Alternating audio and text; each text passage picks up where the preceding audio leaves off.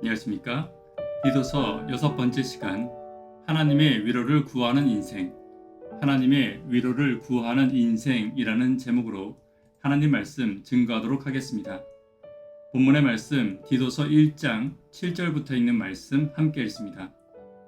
감독은 하나님의 청지기로서 책망할 것이 없고 제 고집대로 하지 아니하며 급히 분내지 아니하며 술을 즐기지 아니하며 구타하지 아니하며 더러운 이득을 탐하지 아니하며 오직 나그네를 대접하며 선행을 좋아하며 신중하며 의로우며 거룩하며 절제하며 미쁜 말씀의 가르침을 그대로 지켜야 하리니 이는 능히 바른 교훈으로 권면하고 거슬러 말하는 자들을 책망하게 하려 함이라. 오늘은 지난 시간에 이어 교회의 질서를 바로 세우고 성도들 사이의 가마와 교회의 가마를 바로 세우기 위해 각 성도들이 돌아보아야 할 자신의 품성을 감독에게 요구되는 품성을 통해 함께 살펴보도록 하겠습니다. 첫 번째는 하나님께로부터는 위로를 구해야 합니다. 7절입니다. 감독은 하나님의 청지기로서 책망할 것이 없고 제 고집대로 하지 아니하며 급히 분내지 아니하며 술을 즐기지 아니하며 구타하지 아니하며 더러운 이득을 탐하지 아니하며.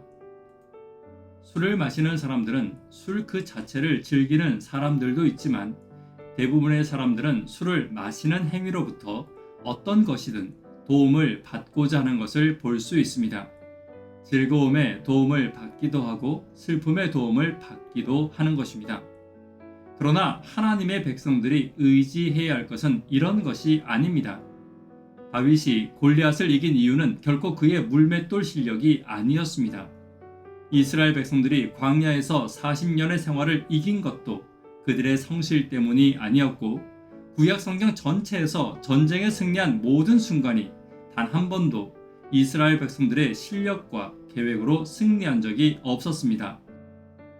그렇기에 하나님의 택한 백성들이 승리하는 비법과 위로받는 비법은 하나님의 위로를 구하는 것입니다. 즐거움이 더 큰 즐거움이 되기를 원한다면 슬픔이 위로받고 낙심이 희망으로 변화되며 실패가 승리로 변화되기를 원한다면 하나님의 백성들은 하나님의 위로를 구해야 합니다. 오늘 세상의 다른 것으로 위로받으려 하지 말고 내게 있는 하나님의 위로를 구하는 저와 여러분 되기를 간절히 바랍니다. 두 번째는 사람의 마음을 먼저 바라볼 수 있어야 합니다. 폭력으로 어떤 문제를 해결하는 사람의 특징은 그 마음의 답답함을 스스로 풀지 못하는 것이 첫 번째이고 두 번째는 다른 사람의 마음을 이해하지 못하는 강팍함과 어리석음이 두 번째 이유입니다. 하나씩 간단히 살펴보면 첫 번째는 자신의 마음의 답답함을 해결할 수 있는 지혜가 없는 것입니다. 특별히 여기서 폭력은 언어의 폭력도 해당되고 있습니다. 말로나 행동으로 다른 사람을 아프게 함으로 자신의 답답함을 풀어가려는 사람은 자신의 문제를 해결할 수 있는 다른 지혜가 없기 때문이고 또 더 나아가 자기 스스로는 문제를 해결할 수 없기 때문입니다. 두 번째, 다른 사람의 마음을 보지 못하는 어리석음도 마찬가지입니다. 그 사람에게는 다른 사람의 아픔을 이해하는 국률함이 없고 다른 사람의 입장을 살필 수 있는 온유의 품성도 없기 때문입니다. 만약 하나님의 백성이 폭력으로 어떤 문제를 해결하려고 한다면 그는 지혜의 근본이신 하나님을 알지 못하는 것이고 자신의 문제를 해결해 주시는 능력의 하나님을 모르는 것이고 언제나 온유와 겸손과 사랑과 긍휼로 사람을 대하시는 예수님을 모르는 것입니다. 오늘 나의 문제를 해결해 주시고 나의 인생의 답답함을 위로하시는 하나님을 바라보며 나의 품성이 예수님을 더 닮는 저와 여러분 되기를 간절히 바랍니다. 세 번째는 정당한 이익을 기뻐하는 자가 되어야 합니다. 물질의 유혹은 모든 성도들이 가지고 가야 하는 작지만 무거운 십자가입니다. 그러나 이것에 승리한다면 큰 품성의 변화를 경험하고 또한 이기심을 버린 성화를 통해 많은 가마를 끼칠 수 있는 것이 물질의 유혹입니다. 사람은 모두 이기적이며 그 이기심을 이기는 것은 결코 쉽지 않습니다. 물질에 대한 욕심이 없는 사람은 없으며 그러므로 물질에 대한 욕심을 이기는 사람은 변화된 사람이며 또한 좋은 감화를 끼치는 사람으로 존경받는 것입니다. 그러나 성도들에게는 이러한 물질적 유혹과 이기심에서 승리할 힘을 하나님께서 이미 주셨습니다.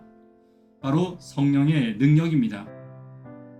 우리가 원하기만 한다면, 그리고 우리가 간구하기만 한다면 하나님은 우리에게 성령을 보내시고 조금씩이라도 나를 변화시키시고 나를 그리스도의 품성으로 인도해 주실 것입니다.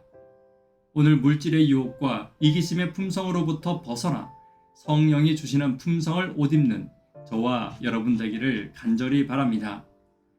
말씀에 결론 맺도록 하겠습니다. 교회 안에서 성도가 마땅히 가져야 할 모본의 모습을 감독의 모습을 통해 계속 살펴보았습니다. 위로부터 오는 위로를 구해야 합니다. 언어나 행동의 폭력이 아닌 예수님의 지혜와 품성으로 문제를 해결해야 합니다. 이기심과 욕심을 버리는 품성을 위해 기도하는 저와 여러분 되기를 간절히 바랍니다. 기도 제목 함께 나누도록 하겠습니다. 새생명 축제를 위해 기도 부탁드립니다. 청년, 학생, 어린이를 위해 간절히 기도 부탁드립니다.